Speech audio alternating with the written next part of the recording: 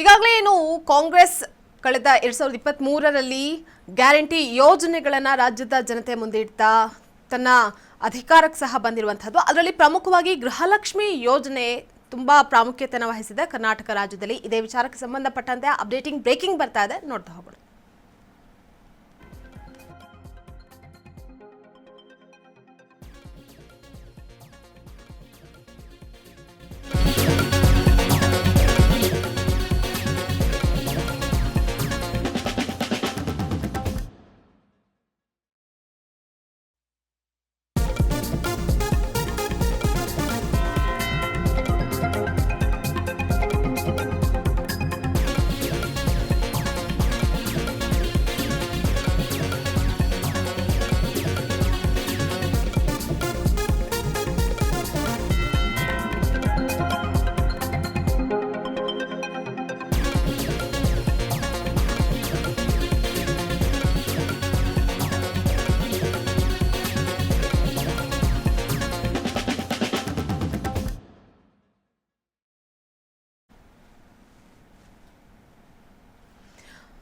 ಗೃಹಲಕ್ಷ್ಮಿ ಯೋಜನೆಯಲ್ಲಿ 5,000 ಕೋಟಿ ರೂಪಾಯಿ ಗೋಲ್ಮಾಲ್ ಆರೋಪ ಈಗ ಸದ್ಯ ಕೇಳಿ ಬರ್ತಾ ಇದೆ. ಗ್ಯಾರಂಟಿ ಯೋಜನೆಯ ಯಜಮಾನಿಯರ ಹಣಕ್ಕೆ ಕನ್ನವನ್ನು ಹಾಕಿದ್ದಾದ್ರೂ ಯಾರು?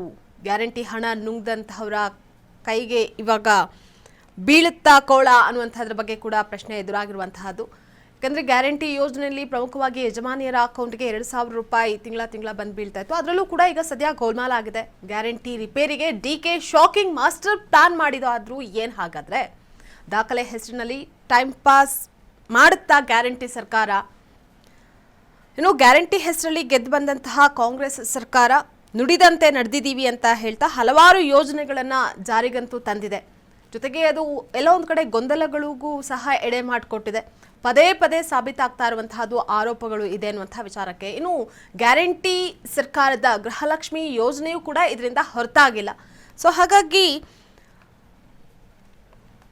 ಸರ್ಕಾರಿ ಯೋಜನೆಗಳು ಅಂತ ಅಂದಾಗ ಭ್ರಷ್ಟಾಚಾರಗಳು ಇಲ್ಲದೆ ಆ ಯೋಜನೆಗಳನ್ನು ಕಾರ್ಯರೂಪಕ್ಕೆ ತರೋದಕ್ಕಾಗತ್ತಾ ಅನ್ನುವಂತಹ ಪ್ರಶ್ನೆ ಕೂಡ ಈಗ ಸದ್ಯ ಎದುರಾಗಿದೆ. ಜೊತೆಗೆ ಅದು ಸಾಧ್ಯ ಇಲ್ಲ ಅನ್ನುವಂಥದ್ದಕ್ಕೆ ಸರ್ಕಾರಿ ಯೋಜನೆಗಳ ಬಗ್ಗೆ ಉಂಟಾಗುವಂತಹ ಗೊಂದಲಗಳು ಒಂದು ಕಡೆ ಮತ್ತು ಆರೋಪಗಳಿಂದ ಪದೇ ಪದೇ ಸಾಬೀತಾಗ್ತಾನೆ ಬರ್ತಾ ಇದೆ. ಇದಕ್ಕೆ ಗ್ಯಾರಂಟಿ ಸರ್ಕಾರದ ಗೃಹಲಕ್ಷ್ಮಿ ಯೋಜನೆ ಏನಿದೆ ಅದು ಕೂಡ ಹೊರತಾಗಿಲ್ಲ. ಈಗ ಮನೆ ಯಜಮಾನಿಯರು ಕೂಡ ಗ್ಯಾರಂಟಿ ಯೋಜನೆಯನ್ನು ನಂಬಿಕೊಂಡು ಸಾಕಷ್ಟು ಜನರು ತಿಂಗಳ 2,000 ರೂಪಾಯಿ ಬಂದೇ ಬರುತ್ತೆ ಅನ್ನುವಂಥ ನಂಬಿಕೆ ಒಂದು ಕಡೆ ಅವ್ರಿಗೆ ಖುಷಿಯನ್ನು ಕೂಡ ಉಂಟು ಮಾಡಿತ್ತು. ಮನೆಗೆ ಬೇಕಾಗಿರುವಂತಹ ಸಾಮಗ್ರಿಗಳು ಅಥವಾ ವಸ್ತುಗಳನ್ನು ತೆಗೆದುಕೊಳ್ಳೋದಕ್ಕೆ ಅಂತ ಹೇಳಿ ಸೀಮಿತವಾಗಿ ಇಟ್ಕೊಳ್ತಾ ಇದ್ರು ಮನೆಯ ಯಜಮಾನಿಯರು. ಆದರೆ ಇದಕ್ಕೂ ಕೂಡ ಈಗ ಸದ್ಯ ಬ್ರೇಕ್ ಬೀಳ್ತಾ ಇದೆ. ಅದಕ್ಕೆ ಸಾಕಷ್ಟು ಈಗ ಬೇರೆ ಬೇರೆ ರೀತಿಯಲ್ಲೂ ಕೂಡ ಈಗ ಬ್ರೇಕ್ ಹಾಕೋದಕ್ಕೆ ಸರ್ಕಾರ ಕೂಡ ಮುಂದಾಗ್ತಾ ಇರುವಂತಹದ್ದು. ಹೊಸ ಸರ್ಜರಿಯನ್ನು ಮಾಡೋದಕ್ಕೂ ಕೂಡ ಡಿಕೆ ಮುಖ್ಯಮಂತ್ರಿ ಆದ ಬಳಿಕ ಗೃಹಲಕ್ಷ್ಮಿಗೆ ಬ್ರೇಕ್ ಬೀಳುತ್ತಾ ಅನ್ನುವಂಥದ್ರ ಬಗ್ಗೆ ಕೂಡ ಈಗ ಸಾಕಷ್ಟು ಜನರು ಪ್ರಶ್ನೆಯನ್ನ ಮಾಡ್ತಾ ಇದ್ದಾರೆ. ಕೊಡೋದು ಯಾಕೆ, ಕಿತ್ಕೊಳ್ಳೋದು ಯಾಕೆ ಅನ್ನುವಂಥದ್ದು ಒಂದು ಕಡೆ ಆದರೆ, ಮತ್ತೊಂದು ಕಡೆ ಇಷ್ಟೆಲ್ಲ ಆರೋಪಗಳು ಕೇಳಿ ಬರ್ತಾ ಇದ್ರು ಕೂಡ ಸರ್ಕಾರ ಯಾಕೆ ಕೈ ಕಟ್ಟಿ ಕುಳಿತುಕೊಂಡಿದೆ, ಇದಕ್ಕೆ ಒಂದು ಪರಿಹಾರ ಮಾಡಬೇಕಲ್ವಾ ಅನ್ನುವಂಥದ್ದು ಮತ್ತೊಂದು ಕಡೆ. ಈಗಾಗಲೇ 5,000 ರೂಪಾಯಿ ಏನು ಗೋಲ್ಮಾಲ್ ಆಗಿದೆ, 5,000 ಕೋಟಿ ರೂಪಾಯಿ ಗೋಲ್ಮಾಲ್ ಆಗಿದೆ ಅಂತ ಗೊತ್ತಿದ್ರೂ ಕೂಡ ಯಾಕೆ ಇದ್ರ ಬಗ್ಗೆ ಕ್ರಮವನ್ನು ತೆಗೆದುಕೊಳ್ತಾ ಇಲ್ಲ ಅನ್ನುವಂಥ ವಿಚಾರಕ್ಕೆ ಸಂಬಂಧಪಟ್ಟಂತೆಯೂ ಸಹ ಚರ್ಚೆಗಳಾಗ್ತಾ ಇದೆ. ಸರ್ಕಾರದ ಯೋಜನೆಗಳು ಅಂತ ಹೇಳಿ ಬಂದಾಗ ಭ್ರಷ್ಟಾಚಾರ ಅನ್ನುವಂತಹದ್ದು ಇಂದು ನಿನ್ನೆದಲ್ಲ, ಸಾಕಷ್ಟು ವರ್ಷಗಳಿಂದಲೂ ಕೂಡ ಭ್ರಷ್ಟಾಚಾರ ತಾಂಡವ ಆಡ್ತಾನೆ ಇದೆ. ಆದರೂ ಕೂಡ ಇದ್ರ ಬಗ್ಗೆ ಯಾವುದೇ ರೀತಿ ಕ್ರಮವನ್ನು ತೆಗೆದುಕೊಳ್ತಾ ಇಲ್ಲ.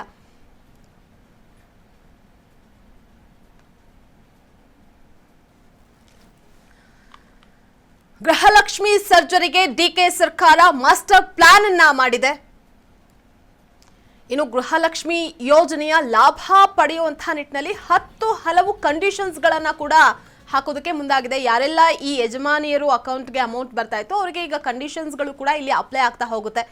ಗ್ಯಾರಂಟಿ ಹೊರೆ ಮತ್ತೆ ಸಂಕಷ್ಟವನ್ನ ತಗ್ಗಿಸುವಂತಹ ನಿಟ್ಟಿನಲ್ಲಿ ತಂತ್ರಜ್ಞಾನದ ಮೊರೆ ಹೋಗ್ತಾ ಇದೆ ಸರ್ಕಾರ. ದಾಖಲಾತಿಗಳನ್ನು ಹೊಂದಿಸ್ಕೊಳ್ಳೋದಕ್ಕೆ ಯಜಮಾನಿಯರು ಕೂಡ ಹರಸಾಹಸವನ್ನ ಪಡುವಂತಹ ಸ್ಥಿತಿ ಎದುರಾಗಿದೆ. ಒಂದು ಕೈಯಿಂದ ಕೊಟ್ಟು ಮತ್ತೊಂದು ಕೈಯಿಂದ ಕಿತ್ಕೊಳ್ತಾ ಇದೆ ಸರ್ಕಾರ ಅನ್ನುವಂಥ ಆರೋಪ.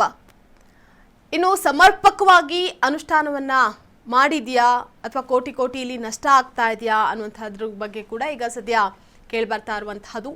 ಮಹಿಳಾ ಸಬಲೀಕರಣದ ಹೆಸರಿನಲ್ಲಿ ಮನೆಯ ಯಜಮಾನಿಯರ ಖಾತೆಗೆ ನೇರವಾಗಿ ಪ್ರತಿ ತಿಂಗಳು 2,000 ರೂಪಾಯಿಗಳನ್ನು ಜಮಾ ಮಾಡುವಂತಹ ಯೋಜನೆ ಕಾಂಗ್ರೆಸ್ಗೆ ಒಳ್ಳೆ ಹೆಸರನ್ನ ಕೂಡ ತಂದುಕೊಟ್ಟಿತ್ತು. 2023ರಲ್ಲಿ ತಾನು ಏನು ಕಾಂಗ್ರೆಸ್ ಸರ್ಕಾರ ಮತ್ತೊಮ್ಮೆ ಜಯವನ್ನು ಗಳಿಸೋದಕ್ಕೆ ಇದು ಕೂಡ ಪ್ರಮುಖ ಪಾತ್ರವನ್ನು ಸಹ ವಹಿಸಿತ್ತು. ಆದರೆ ಈಗ ಎಲ್ಲ ಯೋಜನೆಗಳಿಗೂ ಕೂಡ ಬ್ರೇಕ್ ಹಾಕುವತ್ತ ಅದರದ್ದೇ ಆದಂತಹ ಕಂಡೀಷನ್ಸ್ಗಳು ಕೂಡ ದಿನದಿಂದ ದಿನಕ್ಕೆ ಒಂದೊಂದಾಗಿ ಅಪ್ಲೈ ಆಗ್ತಾ ಹೋಗ್ತಾ ಇದೆ.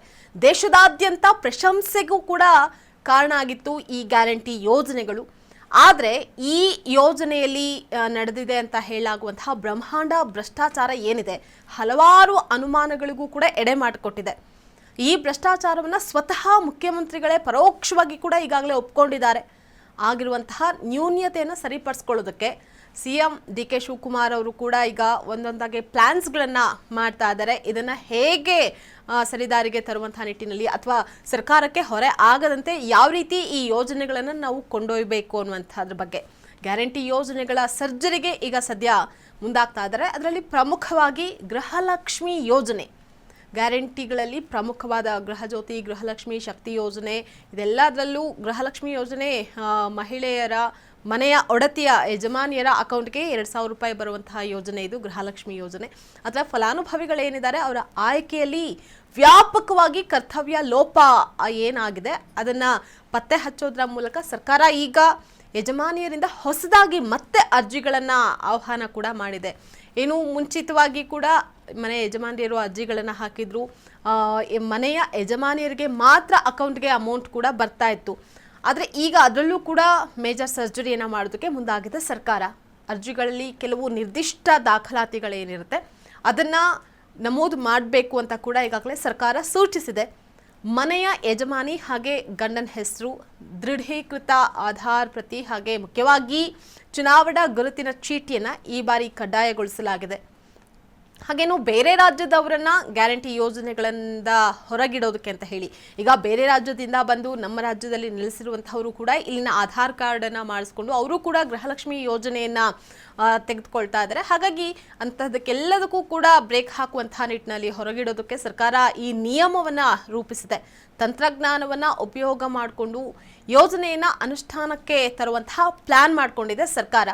ಅದರ ಜೊತೆಗೆ KYC ಆಧಾರಿತ ಬ್ಯಾಂಕ್ ಖಾತೆ ಏನಿರುತ್ತೆ ಆ ಖಾತೆಗೆ ನೇರವಾಗಿ ಈ ಗೃಹಲಕ್ಷ್ಮಿ ಯೋಜನೆದು ಖಾತೆಗೆ ಹಣ ಏನು ಬರುತ್ತೆ ಅದನ್ನು ಹೋಗಿ ಬೀಳುವಂಥ ನಿಟ್ಟಿನಲ್ಲಿ ಖಾತೆಗೆ ನೇರವಾಗಿ ಹೋಗೋದಕ್ಕೆ ಲಿಂಕ್ ಹಾಕಿರುವಂತಹ ಮೊಬೈಲ್ ನಂಬರ್ ಯಾವುದಿರುತ್ತೆ ಅದನ್ನು ಕೂಡ ಇಲ್ಲಿ ನಮೂದು ಮಾಡಬೇಕಾಗುತ್ತೆ. ಇನ್ನು ವಾಸ್ತವ್ಯ ಪ್ರಮಾಣ ಪತ್ರ ಜೊತೆಗೆ ಜಾತಿ ಹಾಗೆ ಆದಾಯ ಪ್ರಮಾಣ ಪತ್ರವನ್ನು ಕೂಡ ಅರ್ಜಿದಾರರಿಂದ ಕೇಳಲಾಗಿದೆ. ಈ ಎಲ್ಲ ದಾಖಲೆಗಳನ್ನು ಹೊಂದಿಸಿ ಮನೆಯ ಯಜಮಾನಿಯರು ಮತ್ತೆ ಹೊಸದಾಗಿ ಅರ್ಜಿಯನ್ನು ಸಲ್ಲಿಕೆ ಮಾಡಬೇಕು ಅಂತಂದರೆ ಅದಕ್ಕೆ ಕನಿಷ್ಠ ಇಂತಿಷ್ಟು ತಿಂಗಳು ಅಂತ ಹೇಳಿ ಕಾಲಾವಕಾಶ ಸಮಯಾವಕಾಶ ಕೂಡ ಬೇಕಾಗುತ್ತೆ. ಅದರ ಜೊತೆಗೆ ಜಾತಿ ಮತ್ತು ಆದಾಯ ಪ್ರಮಾಣ ಪತ್ರ ಪಡೆಯೋದಕ್ಕೆ ಅಂತ ಹೇಳಿ ಸರ್ಕಾರಿ ಕಚೇರಿಗಳಿಗೆ ಈಗ ಸದ್ಯ ಅಲೆದಾಡಬೇಕಾದಂತಹ ಪರಿಸ್ಥಿತಿ ಎದುರಾಗಿದೆ. ಎಲ್ಲ ಪ್ರಕ್ರಿಯೆಗಳು ಮುಗಿಯುವವರೆಗೂ ಕೂಡ ಯಜಮಾನಿಯ ಬ್ಯಾಂಕ್ ಖಾತೆಗೆ ಹಣ ಬರೋದು ಕೂಡ ಡೌಟ್. ಈಗಾಗಲೇ 3-4 ತಿಂಗಳಿಂದ ಗೃಹಲಕ್ಷ್ಮಿ ಯೋಜನೆಯ ಹಣ ಬಂದಿಲ್ಲ ಅನ್ನುವಂತಹ ಆರೋಪವನ್ನ ಮನೆಯ ಯಜಮಾನಿಯರು ಮಾಡ್ತಾ ಇದ್ದಾರೆ. ಇದರ ಬೆನ್ನಲ್ಲೇ ಈಗ ಹೊಸ ಕಂಡೀಷನ್ಸ್ಗಳು ಕೂಡ ಬಂದಿರೋ ನಿಟ್ಟಿನಲ್ಲಿ ಇನ್ನಷ್ಟು ತಿಂಗಳು ಡಿಲೇ ಆಗುವಂತಹ ಸಾಧ್ಯತೆಗಳಿದೆ. ಹಾಗಾಗಿ ಸರ್ಕಾರದ ಯೋಜನೆ ಪ್ರಾರಂಭ ಮಾಡೋದಕ್ಕೂ ಮುಂಚಿತವಾಗಿ ಮೊದಲೇ ಸಾಧ್ಯತೆಗಳ ಬಗ್ಗೆ ಸರಿಯಾಗಿ ಪರಿಶೀಲನೆಯನ್ನು ಮಾಡಿಕೊಂಡು ಕ್ರಮವನ್ನು ತೆಗೆದುಕೊಂಡಿದ್ದಿದ್ರೆ ಇವತ್ತು ಈ ರೀತಿ ಎಲ್ಲ ಗೊಂದಲಗಳು ಉಂಟಾಗ್ತಾ ಇರಲಿಲ್ಲ. ಜೊತೆಗೆ ಸರ್ಕಾರದ ಬೊಕ್ಕಸಕ್ಕೂ ಕೂಡ ಸದ್ಯ ಕೋಟಿ ಹಣ ನಷ್ಟ ಸಹ ಆಗ್ತಾ ಇರಲಿಲ್ಲ. ಈಗ ಎಷ್ಟೋ ಜನ ಮನೆಯ ಯಜಮಾನಿಯರು ಹೆಸರನ್ನ ನಮೂದು ಮಾಡಿದ್ರು, ಆದರೆ ಇವತ್ತು ಅವರಿಲ್ಲ, ಬಟ್ ಆದರೂ ಅವರ ಅಕೌಂಟ್ಗೆ ಜಮೆ ಆಗ್ತಾ ಇತ್ತು. ಅದರಲ್ಲೂ ಕೆಲವೊಂದಿಷ್ಟು ಜಿಲ್ಲೆಗಳಲ್ಲಂತೂ ದೊಡ್ಡ ಮಟ್ಟದಲ್ಲಿ ಗೋಲ್ಮಾಲ್ ಆಗಿದೆ ಅನ್ನುವಂತಹ ಆರೋಪ ಕೂಡ ಕೇಳಿಬಂದಿರುವಂತಹ ಬೆನ್ನಲ್ಲೇ ಇಂತಹ ಕ್ರಮ ಯಾವುದನ್ನು ತೆಗೆದುಕೊಳ್ಬೇಕಾದ್ರೂ ಕೂಡ ಮುಂಚಿತವಾಗಿಯೇ ಎಲ್ಲ ಚೆಕ್ ಮಾಡಿಕೊಂಡ್ರೆ ಸರ್ಕಾರದ ಬೊಕ್ಕಸಕ್ಕೂ ಕೂಡ ಇದರಿಂದ ನಷ್ಟ ಆಗ್ತಾ ಇರಲಿಲ್ಲ. ಈಗ ಸದ್ಯ ಕೊನೆಗೂ ಸರ್ಕಾರ ಎಚ್ಚೆತ್ತುಕೊಂಡಿದೆ. ಸರ್ಕಾರ ಆದಷ್ಟು ಬೇಗನೆ ಈ ಎಲ್ಲ ಸಮಸ್ಯೆಗಳಿಗೆ ಪರಿಹಾರವನ್ನು ಹುಡುಕಿ ಯಜಮಾನಿಯರ ಖಾತೆಗೆ ಹಣವನ್ನು ಜಮಾ ಮಾಡುತ್ತಾ ಅನ್ನುವಂತಹದನ್ನು ಸಹ ಕಾದು ನೋಡಬೇಕಾಗಿದೆ.